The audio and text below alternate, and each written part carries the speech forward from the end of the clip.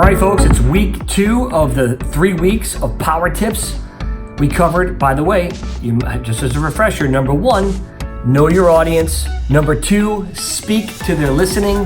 Number 3, sell the dream.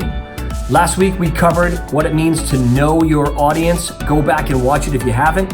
Today, we're going to discuss what it means to speak to their listening. And what does that exactly mean? That means that when you're speaking and presenting and sharing your ideas to somebody, either in person or in face or over the phone, what is very, very important is how they're hearing you. You might think they're hearing you one way, but their listening might be making them hear another way. So let me give you an example. It's a little bit easier to speak to someone's listening when you're in front of them. You can detect body language. So for example, as you're presenting something that you're passionate about, whether it's a product, an idea, anything, what ends up happening is you can see the reactions on people's face, their actual body language. Are they getting uncomfortable with what you're saying? Is it creating a red light in their mind, a yellow light in their mind? See, the purpose of every great presenter or producer or communicator is to understand that their audience is going to either have red, yellow, or green lights in everything they say, including you who, by the way, are listening to me right now. So when you notice somebody has a red light, your job is to turn them to yellow, to green, so they move past it and we can get forward on the next point in the next situation. Well, the same thing becomes even more difficult over the phone. So for example, when you're saying something to somebody over the phone, they might be hearing it and they're listening the way that they listen. It's very important that you ask clarifying questions and that you also listen to what they're saying to you. So for example, at Crystal Clear, we have a system that automates thousands of activities for medical practices, makes their life easier, does the work of 5 to 10 vendors. So you think that at the end of the call, the practice manager and the doctor would be excited about it, which in many cases they are. However, I can't tell you how many times I've heard things like this.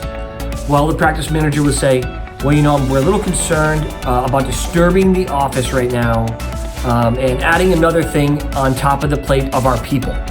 Now remember, we just spent an hour and a half talking about how the system automates and takes the work off their people so they can do other things.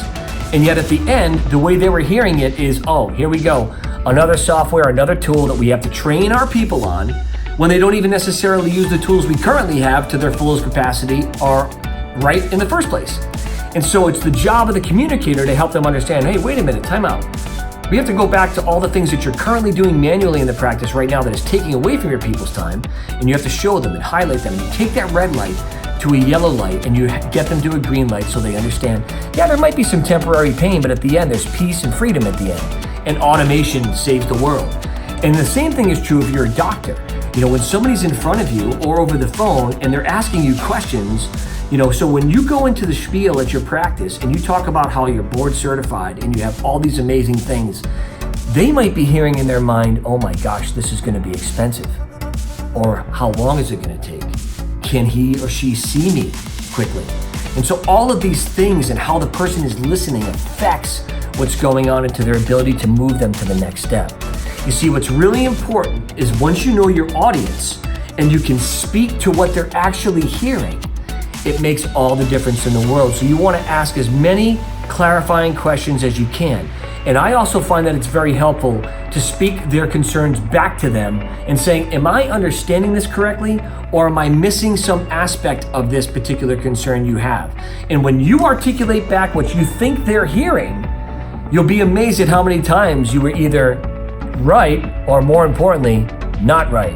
And so very important that we look at body language, we listen, we ask clarifying questions, and we make sure that not only do we know the audience, we speak to their listening, and then next week we're going to cover what it means to actually sell the dream.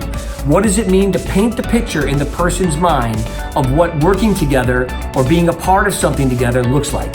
Thanks so much for tuning in. Have a great day.